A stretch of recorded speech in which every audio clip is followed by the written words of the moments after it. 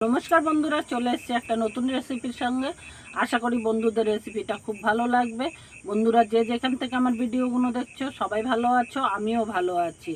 আজকে আমি একদম পিওর চন্দন, যে গাছ আছে গাছের মানে সরু সরু ডাল আমাদের এখানে একজন কেটে ফেলেছে, তার থেকে আমি ডালগুলো নিয়ে এসেছি। সেই পিওর চন্দন দিয়ে চন্দন সাবান বানানো দেখাবো। আমার চ্যানেলে যদি নতুন হয়ে থাকেন চ্যানেলটাকে সাবস্ক্রাইব করবেন, বেল আইকনটা প্রেস।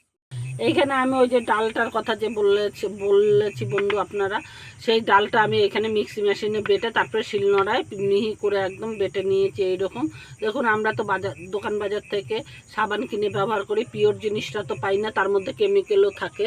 এইখানে আমি বিনা কেমিক্যাল ছাড়াই কিন্তু আমি পিওর চন্দন সাবান বানিয়ে আপনাদের দেখাবো। এইখানে তার জন্য আমি নিয়ে নিয়েছি সোপ বার, নিয়ে নিয়েছি যে এই রকম তো চন্দনেরই পাওয়া যায় না চট করে, সেজন্য আমি একটু বেশি পরিমাণেই সোপ বারটা নিয়েছি। আর এইখানে আমার চন্দনটা রয়েছে। এবার সোপ বারটাকে আমি একটা গ্রেট মেশিন দিয়ে গ্রেট করে নেব। এটা আপনারা যে কোনো অনলাইনে কিনতে পারবেন। এই সোপ বারটা আপনারা যে কোনো অনলাইনে ফ্লিপকার্ট অথচ যে কোনো আপনার ইসের মধ্যে আপনারা পেয়ে যাবেন। এইটা আমি সেজন্য বললাম আপনাদের, নয়তো আপনারা দোকান বাজার থেকে যে পিয়া সাবানটা তো পাওয়া যায় সেটা দিয়েও আপনারা তৈরি করতে পারেন। আমি এইভাবে গ্রেট করে নেব পুরো মোলটাকে, সোপটা। দেখুন বন্ধুরা, আমার সোপ বেসটা আমি গ্রেট করে নিয়েছি। কারণ কি আমি বেশি করে নিলাম, এটা পিওর চন্দনের সাবান হবে বলে, সেজন্য আমি একটু পরিমাণটা বেশি নিয়েছি। এটা আমি একটা বাটির মধ্যে তুলে নিচ্ছি।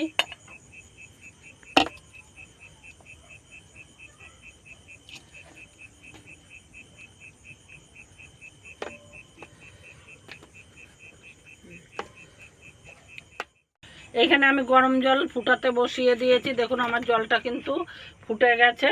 আর আমি এইখানে যে সোপ বেসটা রেখেছিলাম বাটির মধ্যে, সেটা আমি এই গরমের উপরে বসিয়ে দেব।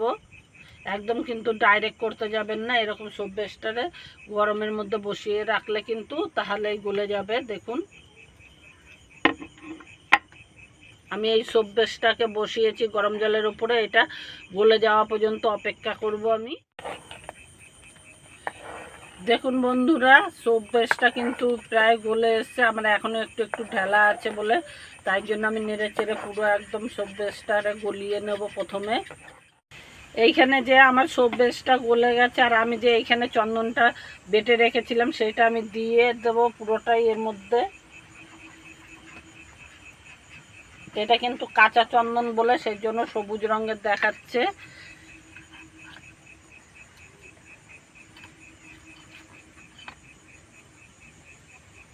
এবার আমি এটাকে ভালো করে এর সঙ্গে 2-1 মিনিট নেড়ে চেড়ে ভালো সুন্দর করে মিশিয়ে নেব।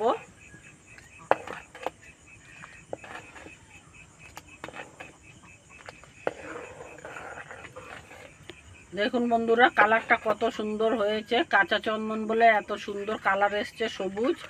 এটা যদি গুঁড়ো চন্দন হতো বা হলো গিয়ে কি সুন্দর গন্ধ বেরোচ্ছে। একটা পিওর চন্দনের গন্ধটাই কিন্তু আলাদা। এইভাবে যদি আপনারা যদি গাছ না পান, তাহলে হলো গিয়ে হার্ডওয়ার্স ইসে দশকানমা দোকানে আপনারা হলো গিয়ে চন্দনের গুঁড়োটা পেয়ে যাবেন। 15 টাকা করে বোতল নেয়। ওই চন্দনের গুঁড়োটা দিয়ে করলেও কিন্তু সাবানটা খুবই সুন্দর হয়। এর আগে আমি কিন্তু ব্যবহার করেছি, ওইখান থেকে কিনে এনেই। কিন্তু এইবার আমি যাহা তো করছি সেই হিসেবে আমি ভাবলাম বন্ধুদের সঙ্গে এই চন্দনের যে সাবানটা বানাই সেটা শেয়ার করি, সেই জন্য আপনাদের সঙ্গে শেয়ার করছি। আপনারা কমেন্টে জানাবেন যে সাবানটা বানানো কেমন। আর এইরকম সাবান যদি আপনারা করে নিতে পারেন, ওই ছোট ছোট আশেপাশে অনেকের বাড়িতেই এখন চন্দন গাছ থেকে থাকে, শখে মানুষে বসিয়ে থাকে ছাদে বা টপের মধ্যে বসায়। সেই হিসেবে যখন ছোট ছোট ডাল আমরা কেটে হয়তো জঞ্জালভাবে ফেলে দিই, যদি না ফেলে দিয়ে এরকমভাবে পিওর চন্দনের সাবান করা যায়, তাহলে কিন্তু মুখের দাগ ছোপ সবই কমে যায়। একবার ব্যবহার করবেন এরকমভাবে, যাদের বাড়িতে চন্দন গাছ আছে তারা এইভাবে যদি চন্দন সরু সরু ডালগুলো বেটে নিয়ে যদি করেন, তাহলে দাগ ছোপ কিন্তু চলে যাবে। হাজার হাজার টাকা দিয়েও কিন্তু সেই মুখের দাগ ছোপ কমানো যায় না। কিন্তু আমি এটা প্রত্যেক দিন ব্যবহার করি বলেই আমি বলছি। এটাকে নামিয়ে নিচ্ছি। দেখুন বন্ধুরা, আমার কাছে মোল্ডটা এই মুহূর্তে নেই বলে সেই জন্য আমি এখানে ছোট ছোট বাটি নিয়েছি। জানি না ক বাটি হবে এইখানে, এই যে সোপটা দিয়ে আমি বানিয়েছি।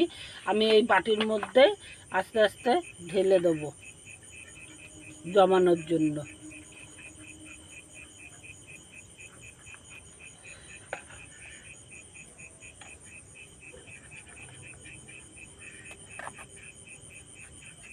আমি আগে প্রত্যেকটাই 1 হাতা করে দিয়ে দিচ্ছি।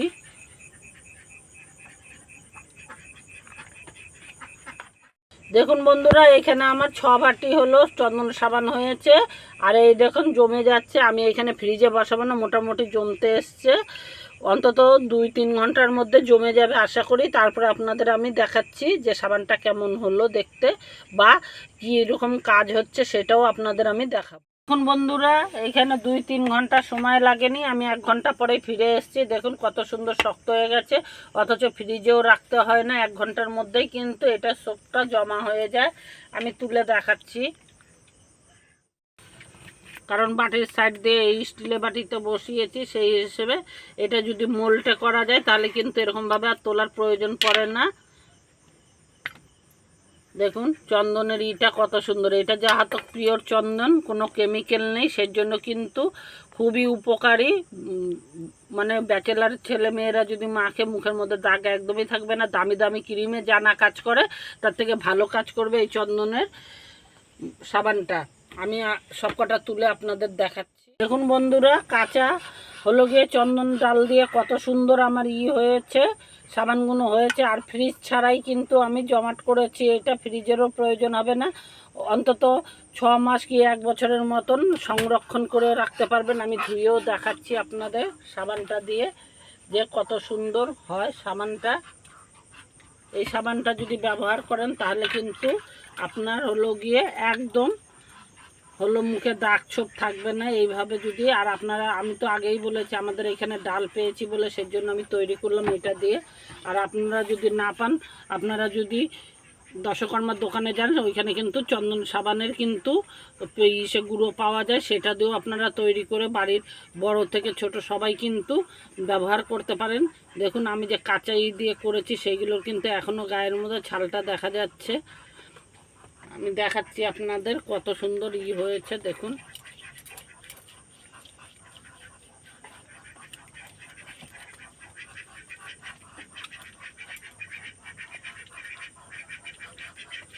দেখুন বন্ধুরা কত সুন্দর কিন্তু হয়েছে একদম। এই চন্দন সাবান কিন্তু এরকম পিওর জিনিস পাওয়া যায় না। যদি এরকম ছোট ছোট ডাল কেটে না ফেলে দিয়ে যদি এরকমভাবে পিওর চন্দনের দিয়ে সাবান তৈরি করেন তাহলে কিন্তু খুবই ভালো হয়।